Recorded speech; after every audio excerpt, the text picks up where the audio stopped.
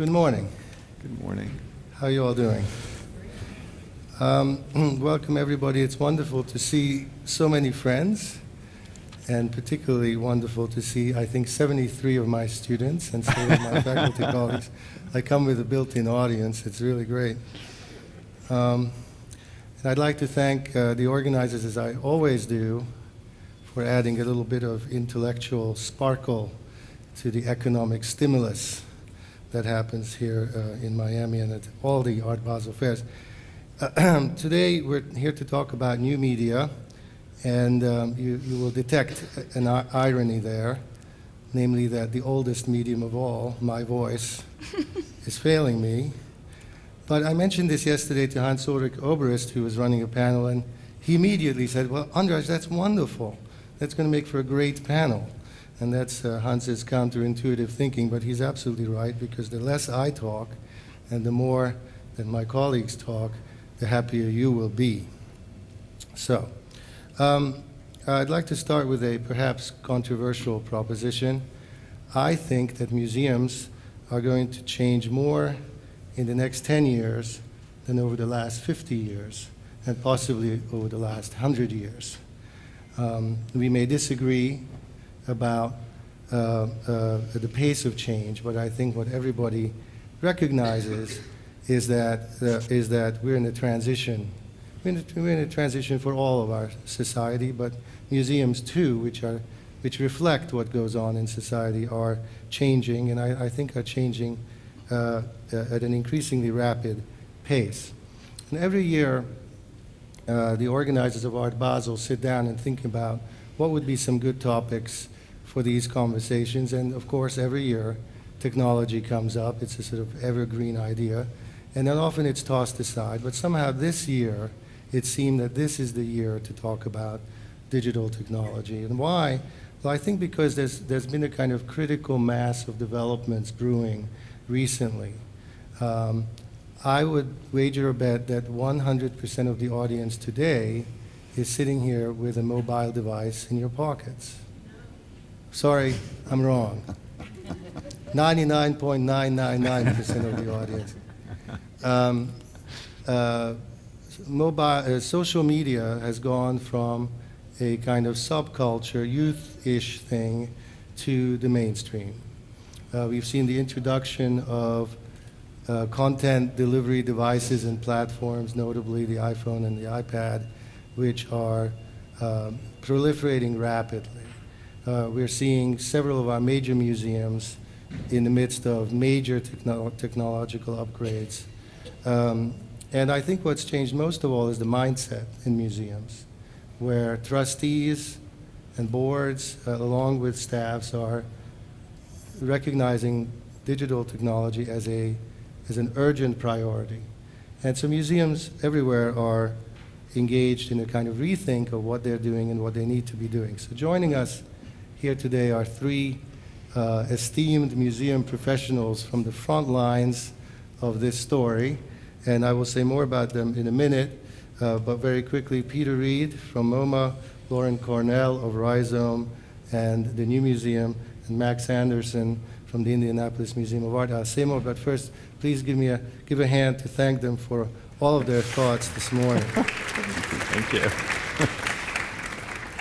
So, what I hope we can accomplish in this brief hour is talk a little bit about some of the challenges museums have faced in sort of getting online and on board with new media, and then hopefully survey a little bit the various dimensions of this change, where change is happening.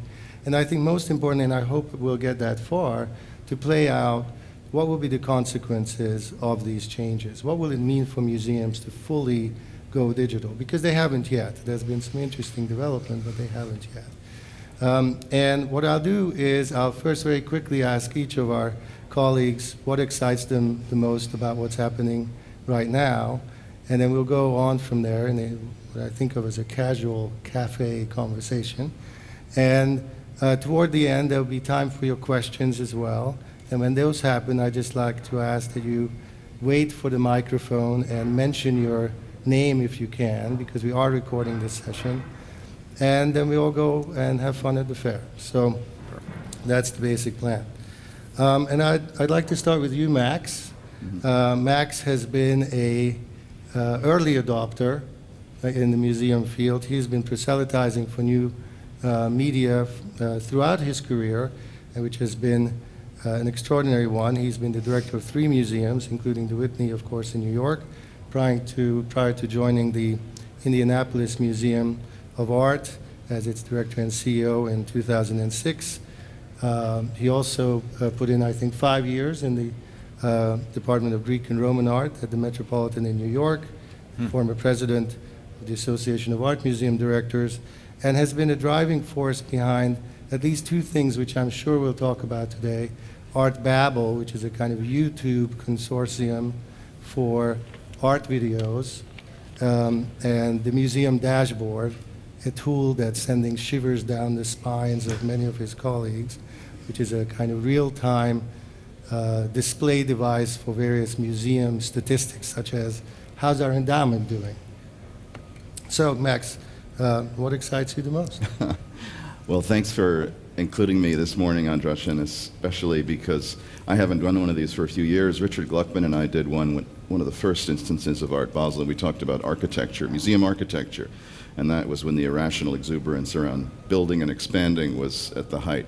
So I guess here we are talking about another form of irrational exuberance, which is how technology will change us all forever, which is true, but just like the architecture piece, there are probably some parts to that that we can't predict and that may come back to us in new ways. I think the exciting part has to be the disappearance of technology and the arrival of unmediated experiences of creativity.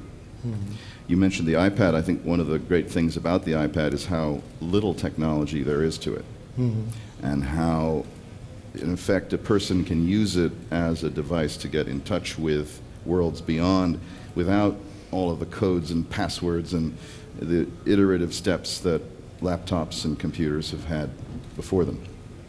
So I'd like to imagine that that's where we're heading, that we're heading to a place where the creative act can arrive for a viewer or a participant in a way which is less mediated and less one where authorship is in the prime issue and authority is the prime issue, and more where there's a human interchange and an exchange of ideas and opportunities for give and take.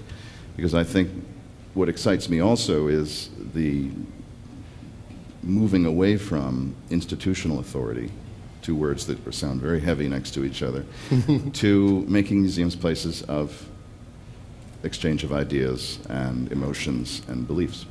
So the irrational exuberance is going to lead us towards a more rational exchange of ideas. More open, less fettered with convention and logic and institutional authority. Don't take it as a sign that the lights just went off. It's not any kind of critical reflection on what you said. Lauren, you're observing this from a different vantage point. You've been a curator and a nonprofit manager who's really spent your whole career, or most of it, sort of in this space. Digital art has been your focus for a while.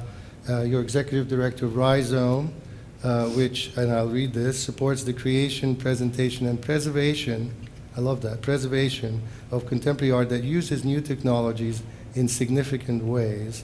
It's based at the New Museum, where you're also an adjunct curator.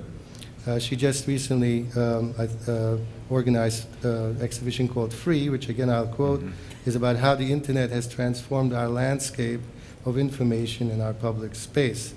So you're working very closely with artists who are using these technologies, and you're working also in a museum. So what's exciting for you?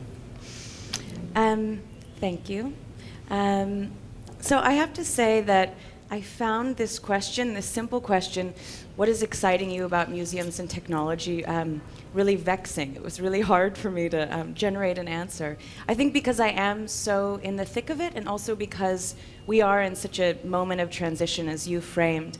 So I wanted to start with a very small instance of something that I think is really hopeful and in which is embedded certain kind of strategies for museum positioning within the digital age that I think is really interesting. And I don't know if there's anyone from the Carnegie Museum here. Is there? No? But the new director there, Lynn Zelavansky, who was formerly a curator at LACMA, publishes every month. And MoMA. I could feel you saying, and MoMA. and who spoke here last year, exactly. And spoke here last year, a friend of Art Basel Conversations, publishes a monthly column, which is also distributed via email, called Inside the Museum. And it's basically a very clearly, elegantly written inside look at the work of art. So talking about, for instance, the installation of the Paul Tech show at the Whitney, which is traveling to the Carnegie, and then also talking about, she tells a story about when she was younger and was approached in a museum by a man who was so confused by a Pablo Picasso painting that he got sort of hostile and said, "What does this mean?" And she had to kind of explain it to him and make a case for it.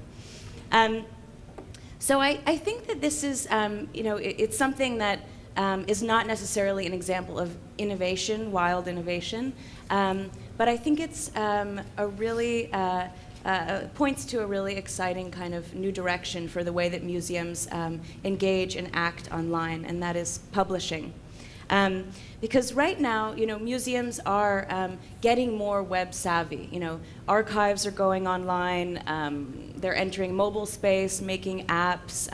Sites are more interactive. But something that I think is missing are the voices of the people who are really driving the kind of content of museums. So museum directors and curators. And this isn't across the board. It definitely happens. The Indianapolis Museum has a blog.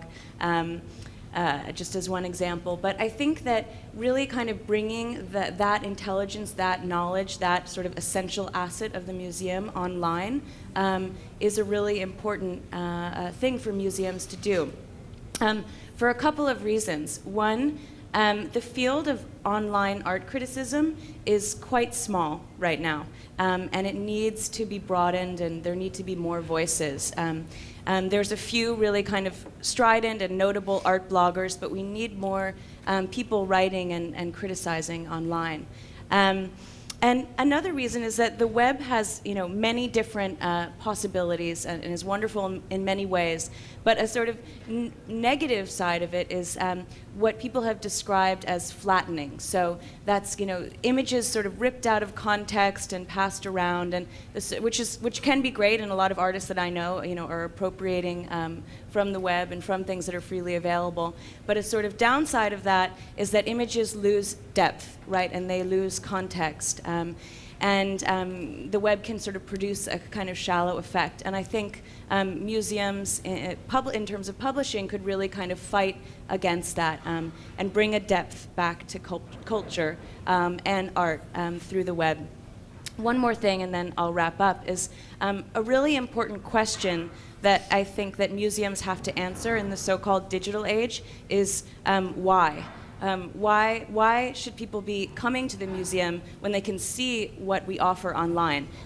That's not something that I necessarily feel, because I believe in museums and I love going to them, but a lot of people, particularly younger students, ask me, why should I go to the museum? And I think that kind of, the voice that's in that email that I talked about and column Inside the Museum, that's clear and accessible and really kind of making a case for art and reminding us why it's important, and putting that sort of front and center online is a reason that explains why. Well, I think any time when we get to ask why is an exciting time, right? It's not a time of status quo. So, Peter, this may be a surprise to you that curators don't have a voice in this transition, because here you are a curator at MoMA, and current, but somebody who comes with a curatorial background and who's been handed, one of the dream jobs, which is to help rethink what it will mean for a museum like the Museum of Modern Art to go online. Now, it should be said that MoMA is certainly among the leaders already. Peter is Senior Deputy Director for Curatorial Affairs since 2005 at MoMA, which means that he has I think, probably an insane schedule because he has to liaise with 7 curatorial departments at MoMA, and in the midst of that, maintain a sense of perspective and distance to think strategically about issues such as what should a museum like MoMA do online. But before that, he spent 13 years in the Department of Architecture and Design, put on many exhibitions, Alvar Aalto, Frank Lloyd Wright, et cetera, and like everybody here is a prolific writer. So Peter, what makes you jump out of bed in the morning? Terrific. Thank you, András, and thank you for inviting me to participate in this. I think we're going to have a rich conversation today based on what I've heard. So what makes me excited? Let me just preface this also by saying a lot of our thinking at the museum is informed by, I mean, you pointed to me and said, yes, you've got this job to try to deal with a digital strategy. And in doing so, the first thing you need to do is assemble many minds at the museum to even begin to think through this. And I like what Lauren had to say in terms of a kind of focus on publishing, because I've begun to realize, I think, there are 2 key areas for me in thinking about digital work. One, there's the excitement of a proliferation of channels for publishing, and the nature of publishing changes to expand audio, visual, and interactiveness, and also to build on what Max was saying. I'm going to call it the social experience of the web in relation to authority. But I guess I have a slightly different take on this. One, I'm excited. I'm going to sound slightly old-fashioned here, which is to say the immediacy and the geographic breadth that the online world offers us, whether it's through whatever device, websites, portable devices, doesn't matter, whatever channel. The breadth and the immediacy, to me, enhances the possibilities of the museum in terms of its educational mission and capacity. And that's something that in articles that I've been reading recently that do talk about, say, a challenge to authority and so forth, I don't want to lose sight of the educational mission, both capital E and little e. I mean, and we're looking at this in terms of educational programs, the capital E, the Department of Education kind of thing, as well as just the fact that everything we are doing and talking about is about enhancing an understanding. And this is where I think the issue of authority becomes interesting, because I think that the more information that's out there, the more easily we can access information, images, content, the greater the need for a kind of authority or opinion. And this is something that is almost like a paradox with blogging, where anybody can write, anyone can blog, anyone can add their opinion. And I like what's happening, because you begin to sift out ideas and you begin to shape things. So several things are happening, I think. One, it's making us, curators, the old authority, somehow more accountable for the choices we are making. If anything, you can talk about lifting a veil, making your choices transparent. Let me give you one example that might illustrate that. We recently had a show, Greater New York, which was at PS1, and it was kind of a roundup and a selection of some, let's say, 50 artists from New York. Curators picked out of all of New York, 50 artists. And yet, on the website, there was, going back to the kind of openness of the web, an open call. Any artist in the New York area could post his or her work. It's called Open Studio, 1,300 postings. So what you've got is this amazing kind of forum of information and openness and Open Studio, and then you've got the authority choosing 40 or 50. Now, to me, that's really interesting. If you're really interested in art and what museums do and why you make choices and how you put something together, you can begin to see the process at work. So, I don't know, to wrap up, I guess I'm excited by the multiple types of publishing or channels, the fact that the educational aspects are tremendous, and the geographic range, the internationalness of this. And rather than in the old analog world of just what's happening in Indianapolis or in New York or in here, the idea that there could be a network of conversations, that the museum becomes a convener. Well, a lot of things are exciting, although all of your answers have been sort of slightly two-sided.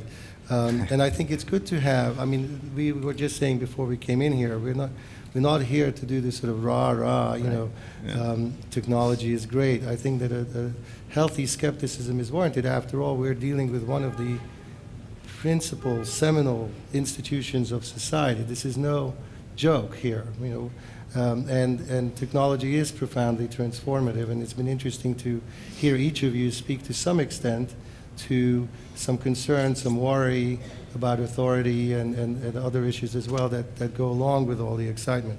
So I want to actually, before we get into some specific areas of change, linger on why has it taken museums this long to really begin to test these comfort zones. I mean, if you compare museums to, let's say, the New York Times, newspapers, maybe it was the economics that pushed them more quickly into the thick of things, but it seems that museums have taken their time a little bit. So talk a little bit about, as museum administrators, about what have been some of the countervailing forces that have pushed back against change, and what makes it difficult to do this, legal, technical, or attitudinal, inside a museum. It was as long ago as 1993, we, and the museum directors group, the Association of Art Museum Directors, had Bill Gates speak to us at our Seattle meeting. And that was a time when, and there's nothing more boring than talking about the history of new technology, so I'll be brief on this, but there was a time when people were fearful that if you put an image on the internet, you would lose power. And it was a time when commercial applications were dominating everything. Museums didn't have their own capacity internally to work through solutions, whether programming solutions or authoring or design solutions. So you fast forward to today, what's happened in those intervening years is that directors have gotten more, I would say, they've conceded ground in many cases, they've embraced it in many cases, and so that's given license to staff who are interested and engaged to move forward. But the other great challenge has been, I think, the default to the commercial sector for technology solutions in general, and the assumption that the world of proprietary software, off-the-shelf solutions is where we all needed to be, when in fact, to my belief, it's an open source world. It's a world where museums, to Peter's point, should be collaborating, thinking, authoring platforms and standards together, and having the commercial sector devise their products to suit our needs, not simply hoping they'll do something that would be useful to us. I mean, we see museums collaborate on exchanges and exhibitions, but are they willing to collaborate on this level?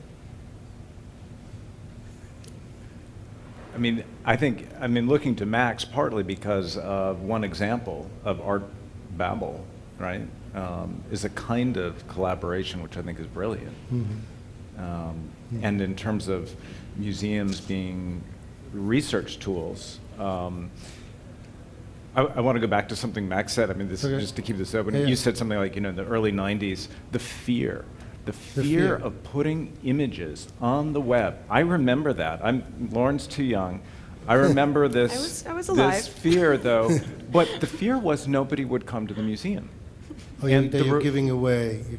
That this would somehow substitute the experience of coming to your museum, going through the door, buying a ticket, whatever. So it's like the movie industry being afraid of videos. But this is one of these paradoxes, that fear just didn't play out. And if anything, we have too many people coming through the doors. The appetite, the hunger, the desire to see the real thing and to have what I think is the experience, whether that's a social experience or some kind of experience of being in the museum and the real thing, is only increased. So it's interesting to the extent that there are lessons in the history of technology, it is worth revisiting. It's like, what were we scared of? The challenges are immense, and they are, in many respects, maybe not so interesting in terms of intellectual ideas, but the business side is staggering. And I mean that in terms of adequate staffing. We're in a museum that deals with modern and contemporary art where copyright issues are still at play for almost everything in the collection.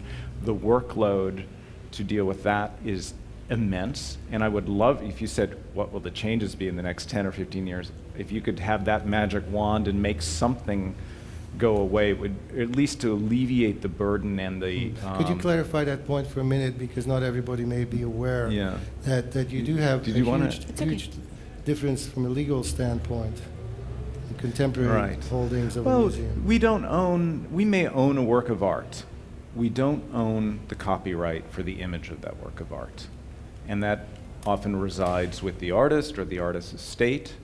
We can ask and try to obtain copyright use for any and all channels, and some artists are extremely generous to waive that and give us that power so that we can complete our educational mission. Many artists and artist estates want to be compensated for the use of those images. And I think there's a learning curve on their side to understand, because they don't know how to charge.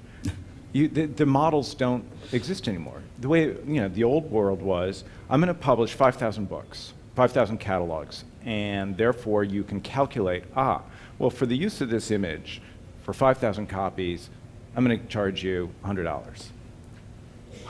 What are you going to do? Track downloads? Are you going to track, how do you do that in the digital world? So they're all like confused and driving us crazy in terms of the amount of time and effort. We could have, 3 people clearing rights 365 days a year to do only our existing publishing right now. So more good news for lawyers. But what about it? You're in a new museum, so do you run up against these things? Yeah, I think to answer this question, why has it taken museums so long? It hasn't really been so long. 20 years. I wasn't born, that is, in the 90s, as you pointed out. I'm just kidding. And I think that the values of the web, which are sort of openness. Rhizome was named after a root that spreads horizontally, so this kind of horizontal structure, openness, collaboration.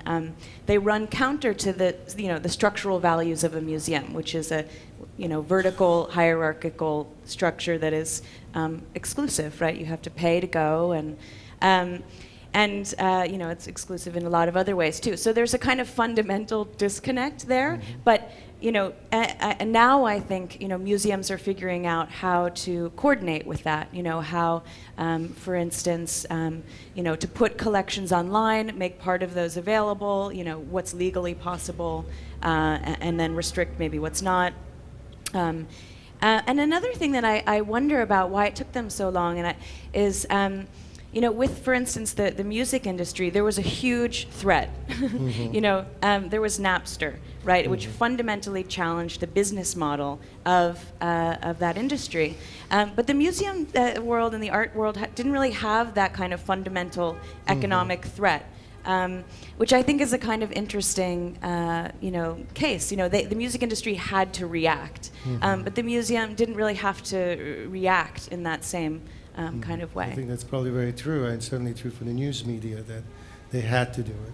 Yeah. So if I hear you right, the bottleneck right now is not attitudes. People have sort of accepted that the change is necessary. It's really, is it money? Is it technology? Is it which is the biggest headache? Well, fear is still there very much, fear because is still there. We take the position that thumbnail images of works of art that are in copyright are fair use.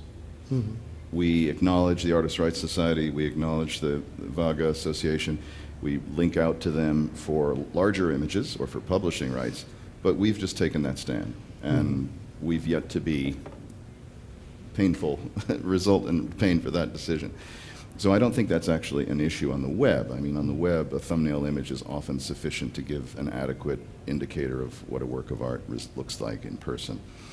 I think the fear remains, however, as you're saying, the loss of some imaginary revenue. And when Lauren, when you say museums are exclusive because we charge, we don't charge. We're a free museum, We surpassed another 400 and some thousand visitors last week, year to date, none of whom are paying to come to the museum, or paying to come online, or paying to use Art Babel, or paying to use any of the resources, because we're a nonprofit. So we actually believe we should be living off of the generosity of wealthy people. Grants, government grants, grants from individuals, grants from our patrons, foundations, corporations. We're not trying to make a buck off of technology or visitors or anybody else, because I think there's much more opportunity for museums that look at technology and visitors from that lens, from the nonprofit lens.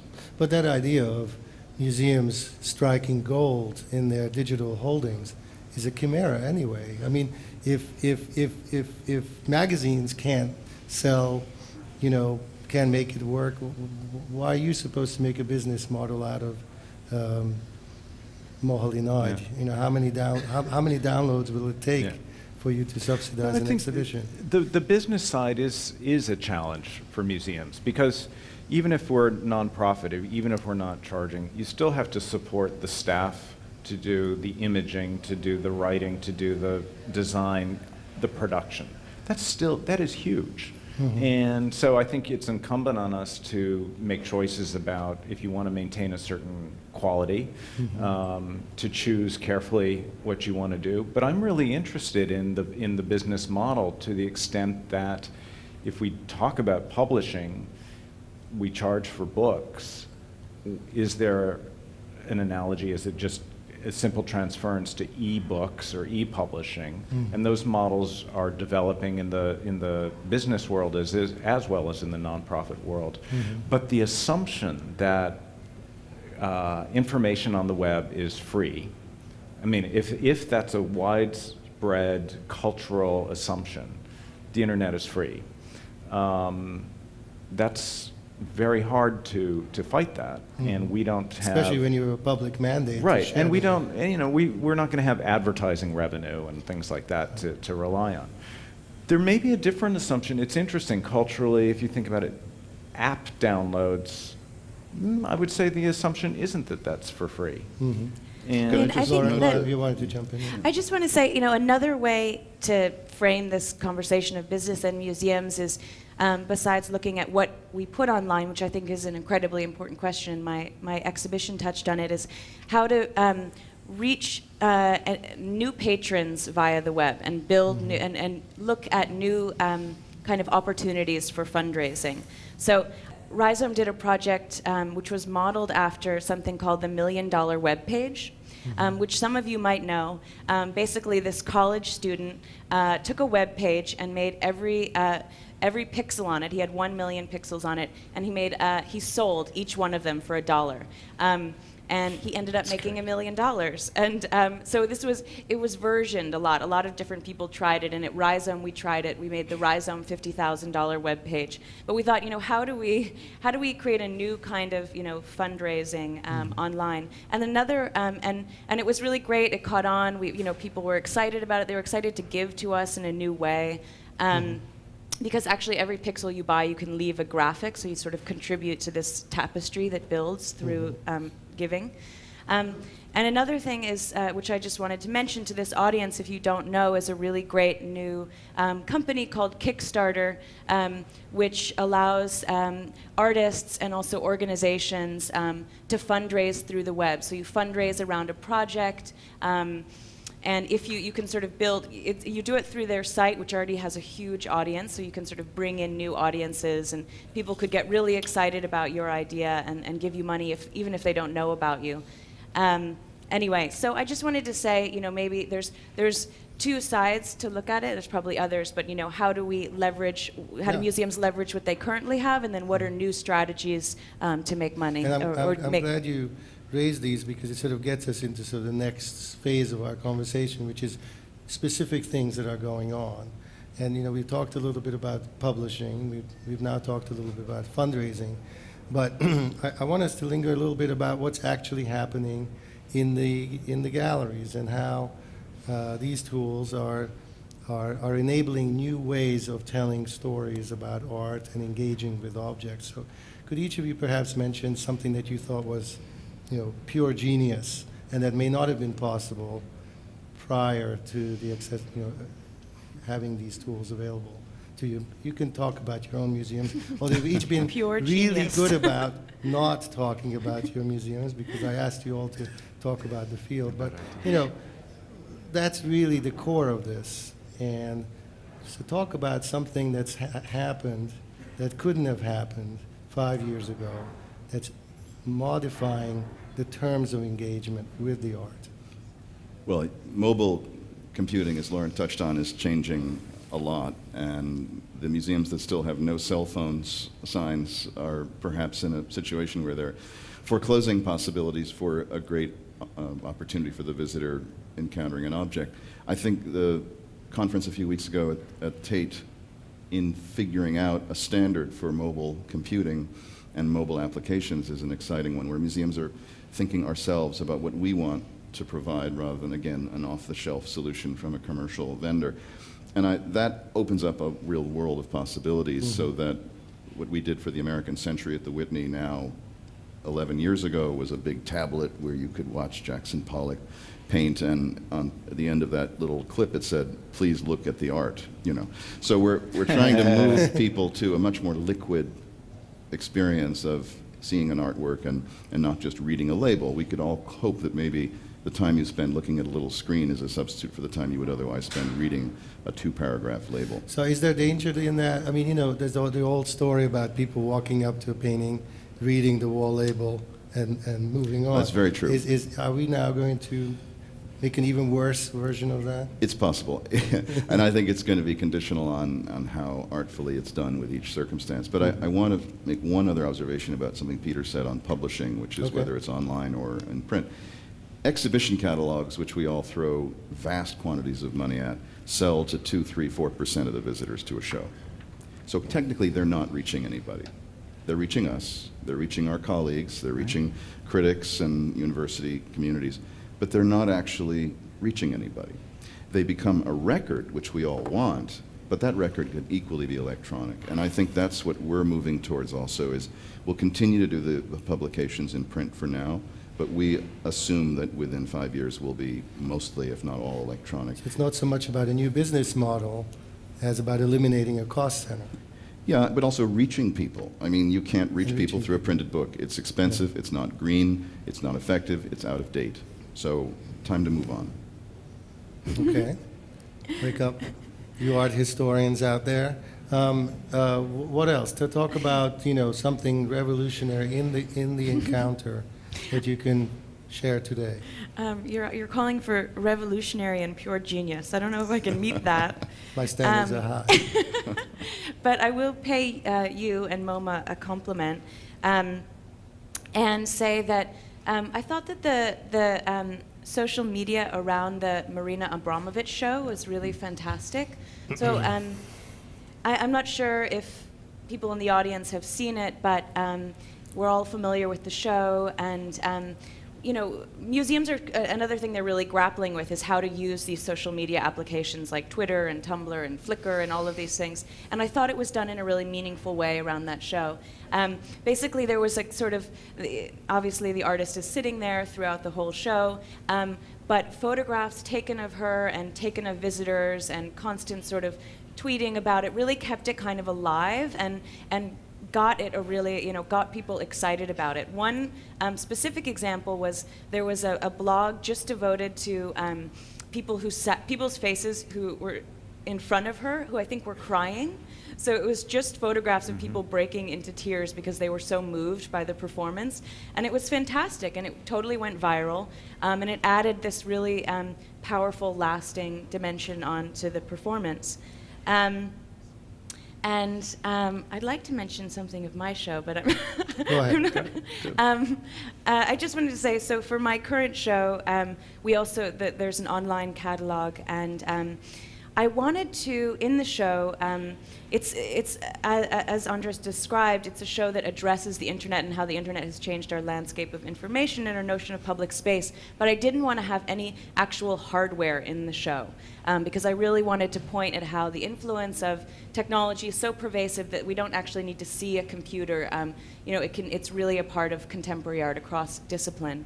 But anyway, so we have one of the pieces is a website that the artist Ryan Trecarton made with an entrepreneur named David Karp, and it allows people at their home computers to upload clips and tag them, and then it plays sort of in party mode or associatively in the gallery. But anyway, there's been a lot of sort of feedback where people will take videos of the gallery, of their experience walking around it.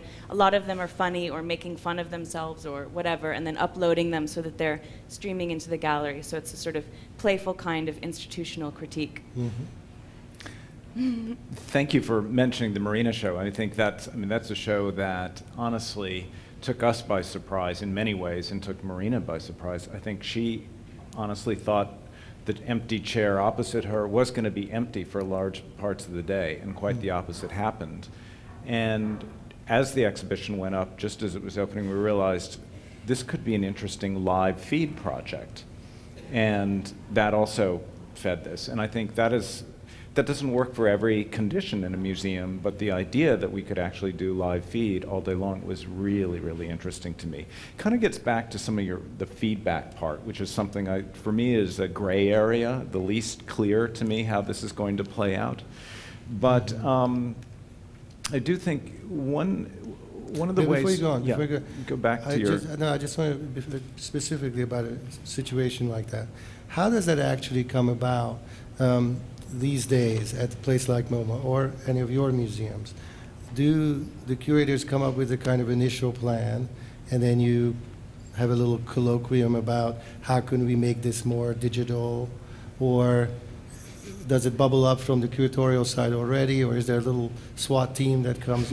How does this actually play out?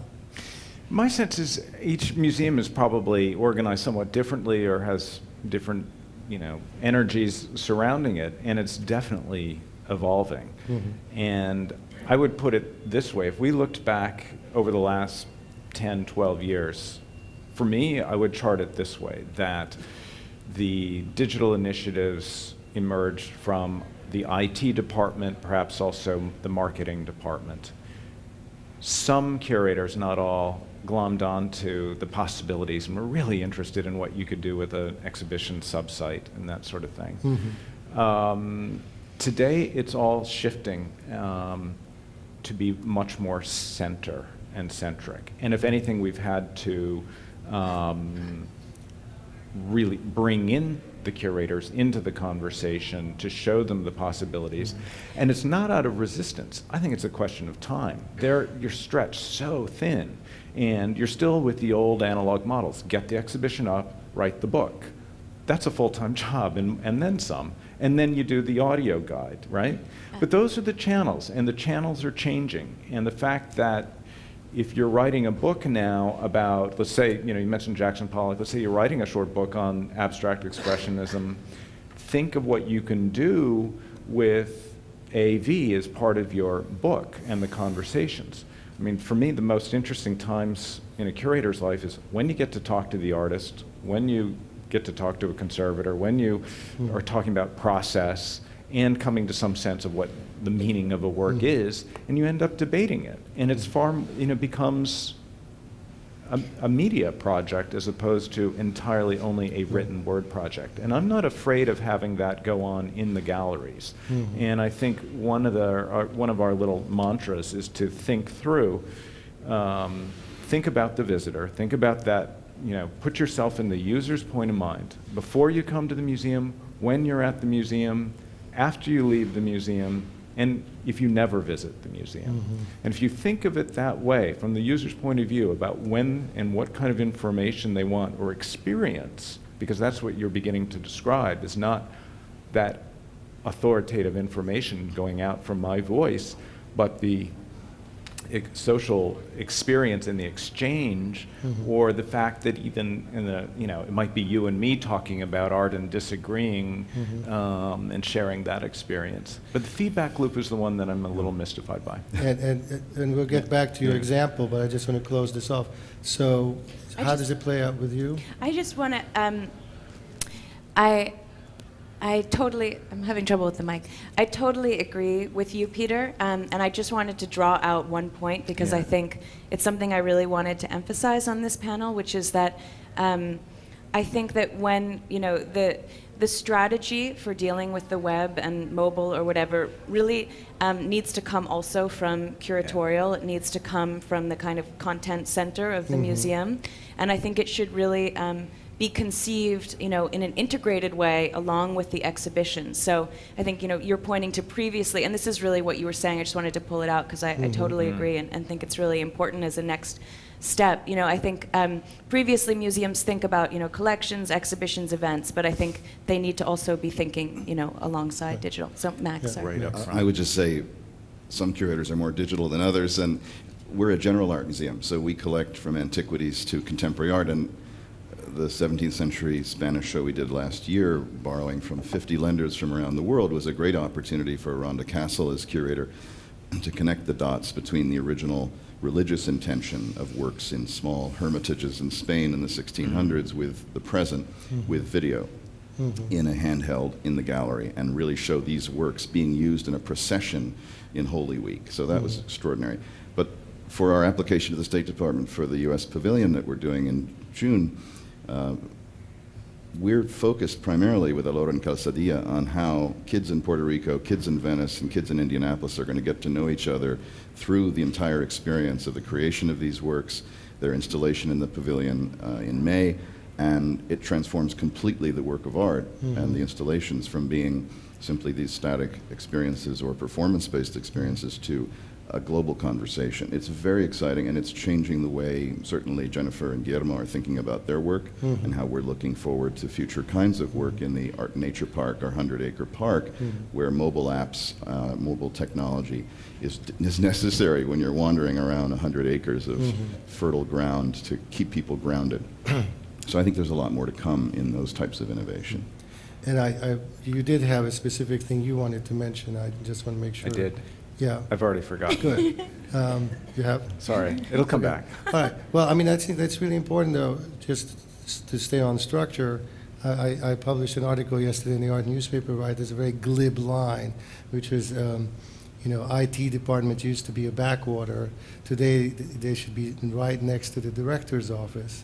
I mean, if what you're saying is true, Arne, that is to say, if this is not an add-on, not a new phase in the sequence, That's the old model. But it's a genetic, it's a DNA issue, then that means that you have to blow up the traditional structure of the museum, right? And that means those poor IT guys have to be bought up from the basement. Or what does it mean, actually, structurally for the museum? Well, when I got there 4.5 years ago, we appointed a chief information officer, which is now starting to happen more and more in museums. And Rob Stein has really become a very important spokesperson for how museums think to all sorts of other constituencies. And on the staff, he is also someone we all turn to for his thinking about new ways of working. But he, in turn, turns back to curators and educators and registrars and conservators and conservation scientists to ask of them, what do you need? How can I bring that need forward through technology? So we don't start with the premise of what's possible technologically. We think maybe we can invent things, and we've got now a lot of projects that we're doing in standard building along with Tate, and in thinking about in software development. We do a lot of software and middleware creation, how we can find a new way to do something as opposed to look and see what's available and try to map to that. So you've created a powerful position. Rob is certainly got a lot of rope to do whatever he wants to do. And Is something like that happening at MoMA? Are you kind of reconfiguring structures to sort of match up with? Sure, absolutely. And in part, it reflects the centrality of digital media as channels for communication, for output.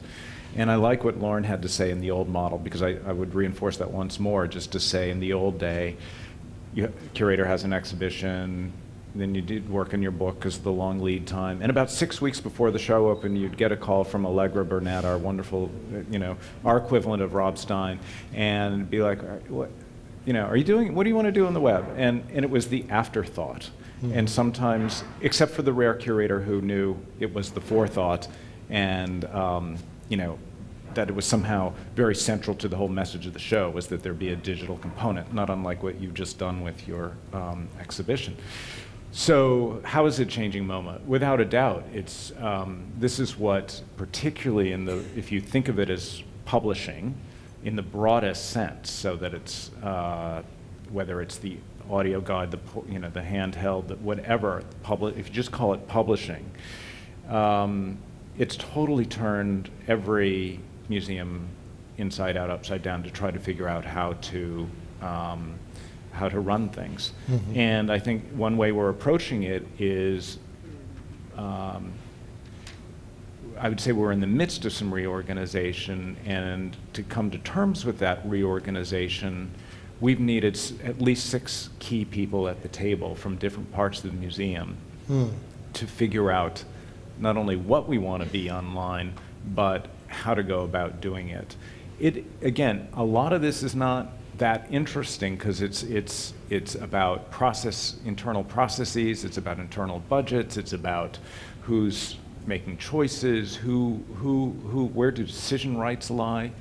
But this is how change really happens. Yes, and it's really interesting. Yeah. And I think we've got, you pick the best minds in the room to try to sort this out. And I would say it's not easy. I mean, I led a couple of I've been leading some of this discussion, and it was hilarious. The first meeting where, we did the flip chart thing with the magic marker, right? And, God, I should have brought an image of it, because you had really interesting people in the room, and we sat there going, okay, how do we start? How do we start? And my colleague, Paola Antonelli, went up and said, well, let's see. And she drew this abstract diagram of just sort of snowflakes in the air, and we left after an hour, and that's how far we got. And I had to go to Glenn and say, look, 1 hour of work, we got a diagram with snowflakes in the air. And he said, go back to work, So it's not self-evident, but it's become self-evident. Mm-hmm. And I do think this is affecting every museum. If you go to museum publishing conferences, 2 years ago, they meet biannually. 2 years ago, there wasn't a lot of discussion about digital publishing. This past year, every session was that. Well, another thing that technology does in terms of uncomfortable changes is it doesn't respect business side and content side. One of the hardest challenges for news media to deal with was that when you get into the digital age, this whole sort of traditional Chinese wall between the newsroom and advertising really begins to fall away. So, and there's an analogy in museums as well. Obviously, the web is a huge marketing tool, but it's blending things together. So how are people reacting to that side of the equation? In our contemporary department, Lisa Fryman, who's chair, and Sarah Green, who's associate curator, are wonderful at a sense of irony around corporate sponsorship. So we have a big Warhol show we organized that's on right now, sponsored by PNC Bank, and it's about Warhol and money. And we thought the bank might not like the topic when approaching them, but they thought it was perfectly fun. I think there's a more Warhol, lighthearted... money, I don't see the connection. Yeah, I think there's a more lighthearted sensibility among corporate sponsors today than in the past, in part because for their brand awareness, they want to be associated with innovation and risk-taking to a greater extent, including companies that heretofore would have been thought to be off of that. So I think there's elasticity. However, there always has to be the core. They can't make any decisions about works of art chosen for a show, and they can't make any decisions about how they're presented. But we can be playful in marketing exhibitions with companies after the core creative intellectual decisions have been made. And I think that's going to be fertile ground for the years to come. At this point, I'd like to ask a show of hands for people who may be interested in asking a question. Okay. So you had a point. Well, one way I've tried to think about the blurring of those boundaries that you're describing is, and it's just an idea of framing a question, something like, to what extent is the digital realm a kind of place unto itself, and to what extent is it a realm to talk about the institution? Does that make sense? Sure. Because it's probably both in some sense. And I don't know, at my round table, I want the communications marketing person there at all times So they were there, in these they were part of conversations, as well as the publisher, as well as the educator. You need them all, because it is fluid. And it's not like we're trying to pull pull something over, put something on the public. It's really just how can we get the reach? Because it is, we're pretty excited about what we're offering, and you want to share that. I mean, sorry. Yeah.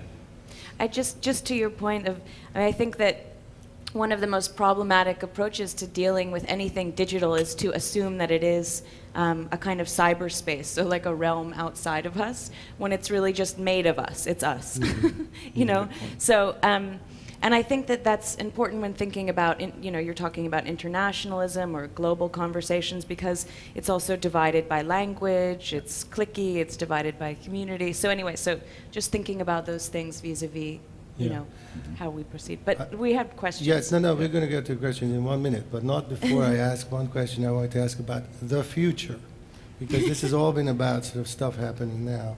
But very quickly, before we get to a couple of questions, 20 years out from now, 20, 30, significant chunk of time from now, will we recognize museums? Or if they will be very different, what would be the biggest difference? What would be the most shocking to us as people today in encountering a museum 30 years from now? Oh, I'm never very good at predicting, because you read something you wrote 20 years ago and you wince. Don't worry, we won't hold you to it. What I would say, the Project Steve Museum that we're involved in, which involves tagging works of art in hundreds and thousands of works of art by the public, is changing the way museums see themselves. We're using common language, not art history speak, not the cant of the academy, to talk about art through that. So what would that let you do? What I think that will do in the coming years is it will make the authority voice that I agree with Peter we all need to have as museums, of the intellectual authority that curators and educators bring to the description of art, but that ultimately moving towards a conversational model, which is a model in which, whether you're physically present in a museum or not, you have an opportunity to talk with someone, talk with an expert, talk with someone else, and learn about creative intention, and do so in a way which is fluid and open and less fearful of control. So is it going to be like, show me some pictures about love, and there'll be a curated exhibition on Well, that's already available, but I think Yeah. the premise is more perhaps that there'll be relevance of works of art from the past and present in people's lives in a way that there isn't today. That would be nice. Inshallah. Any thoughts?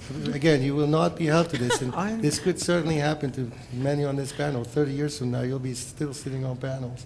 I have no idea.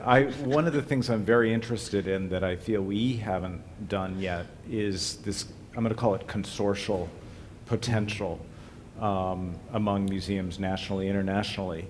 Interestingly, we've done it with our libraries and our library systems. We've Old technology. the 4 leading art museums in New York have a common library system. It is a consortium. We've not done that with anyone else in terms of the collections or other programs, really, other than maybe the Babel. But the more we're doing research, and I'm going to call it in the global art world, and the interest and potential to do that, why aren't we hooking up with partners elsewhere? Even outside of museums? Commercial? Absolutely. Well, commercial, academic, archival, artists, artist studios. I think we're kind of saying some of the same things here, Yeah. but it's finding time and resources to do that is the biggest challenge for us. Okay, you won't let laughed. you- we You won't laughed let in the you middle not of She's Okay. actually the one who will be on a panel in 30 Yeah, years. That's exactly right. I hope that museums will have, I feel like right now museums are really based around collections and exhibitions. But I think that will change. We'll probably see, as we're talking about, more publishing, maybe public programming will become more significant, and sort of conversation, so be a space for more open discourse. So essentially taking on a larger share of other kinds of activities like conversation or publishing, and maybe being more permeous to the audience that's using them, so more subjective ways to get involved or carve into the content. So, we have a little time for questions before wrapping up. Nick, I think you have a question. Yeah, Nick say who you are and say Nick your question. Ilgin, ex-Guggenheim.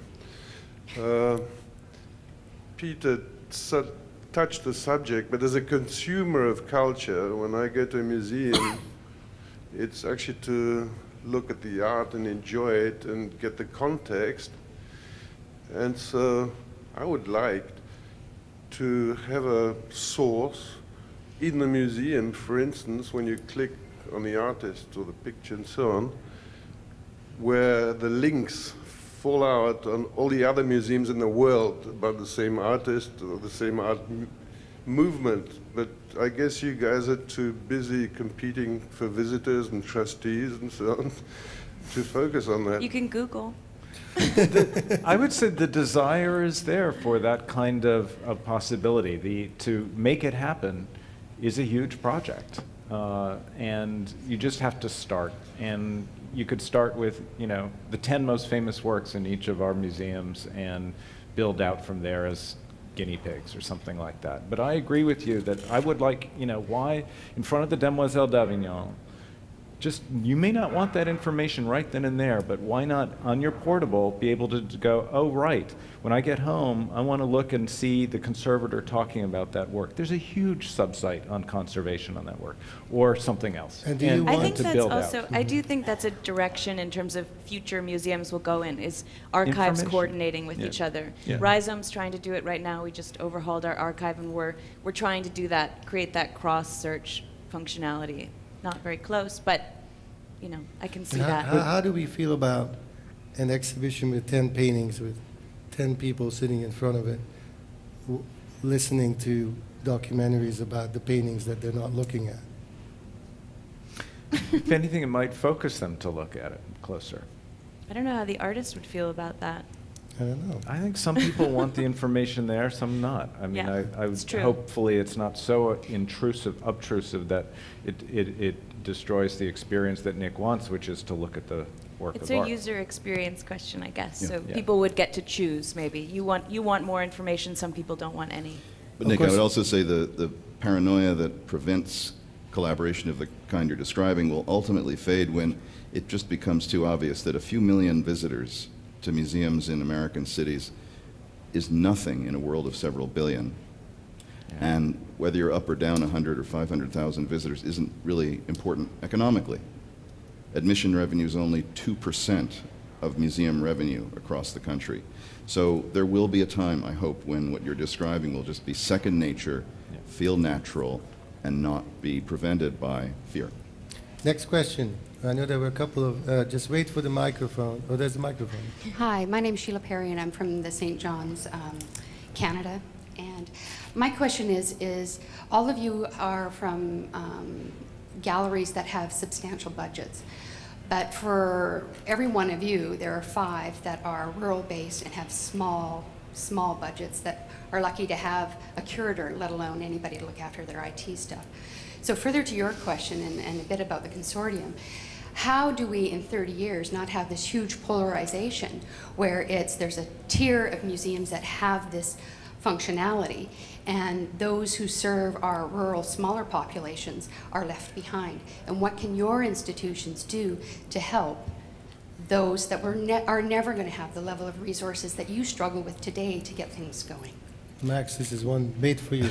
Well, I'll just say our area in the IT world builds open source applications for mobile computing, for the provision of tours, for Art Babel, as Peter mentioned, artbabel.org.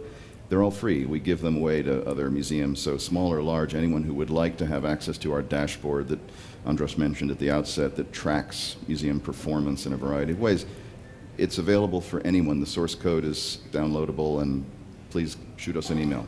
And how many museums have adopted this free technology? Well, a lot are now looking at adopting certainly the applications for mobile computing as those come out. The dashboard has not thus far hit the ground running, but there are some places that are talking. So in fact, I think change is happening so quickly that some resources may be available to museums that they're not even fully aware of. Can I we? would- I would I say think Lauren- just yeah, one thing that- really quickly is that, so I'm adjunct curator at the new museum, but I also run Rhizome, and Rhizome's budget is not comparable to that of a museum. And we have a big investment in technology, and I often feel like it's a really kind of difficult kind of contradiction, and I wish that I had 6 Google engineers around who could do the things that I want to do. But I think a way to think about it, I mean, this is really, you know, generous, right? This creation of software for people to use, but actual technology is cheap. You know, you can figure out a lot of kind of open source or free, you know, solutions, but there is a labor cost, so it takes people to do it. But if you have, you know, smart, savvy people around, I think you can come up with a strategy that is cheap. You could probably make the case, I mean, traditionally, 10 top museums in America have commanded about 60 to 70% of all endowments and operating budgets. And a lot of the collection's capacity. So it may, in fact, be that the playing field is going to be more level on the technology side.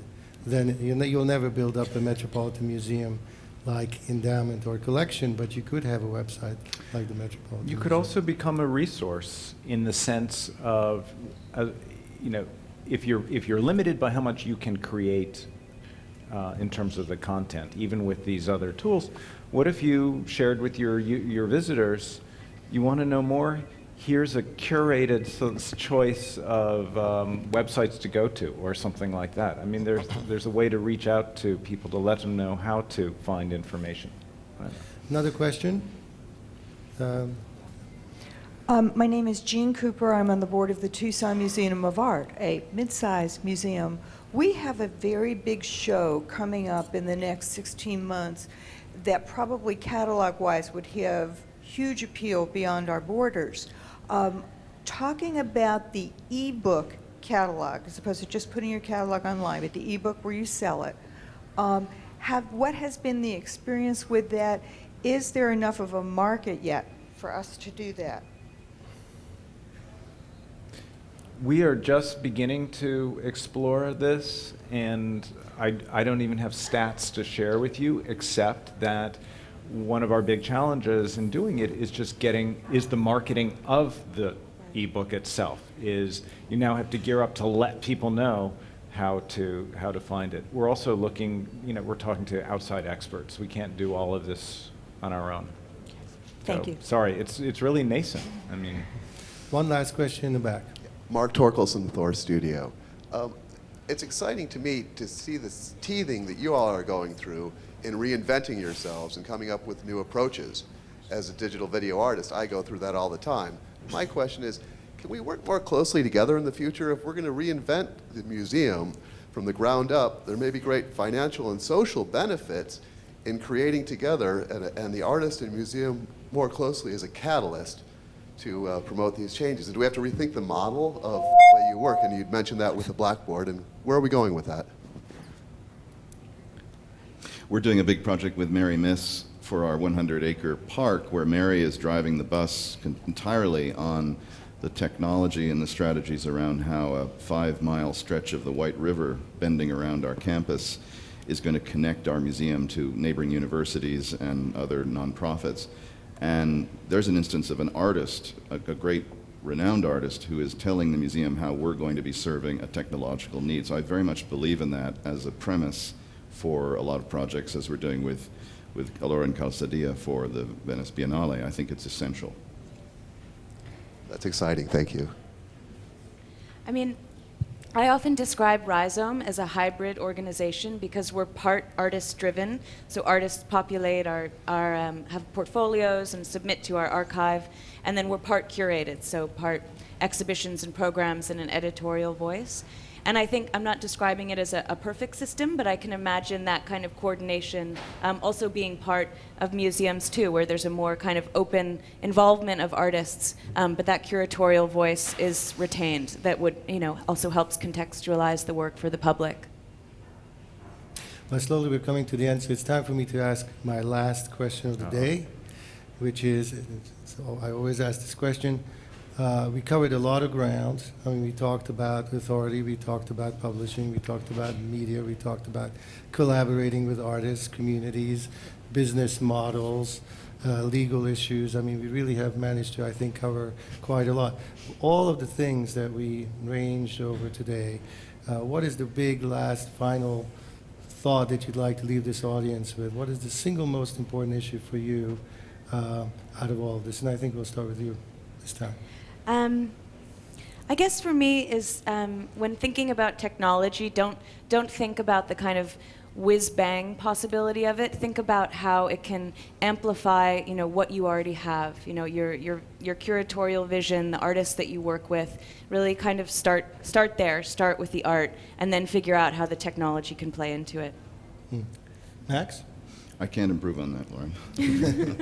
Then it falls on you, Peter. Oh, thanks. The last word is No, yours. I think that's great advice. For me, the excitement is the relevance of what we're doing. It seems to expand in the sense that it sort of breaks down the walls, the physical walls, that it expands to a larger audience, which Max has already alluded to. I mean, the fact, whether it's 3 million people visit every year, but we have 20 million who visit the website, whether it's the global reach, it adds to the relevance of what we do as curators, as museums. And the more that we can open that up, as you say, to work with artists, for example, I think the artist's voice is terrifically interesting, and the critic's voice, i.e. the interested audience. It becomes a social kind of experience. The museum is a kind of convener of experiences. Well, speaking of convening experiences, let me thank our panelists for joining us today, and enjoy the fair. Thank you.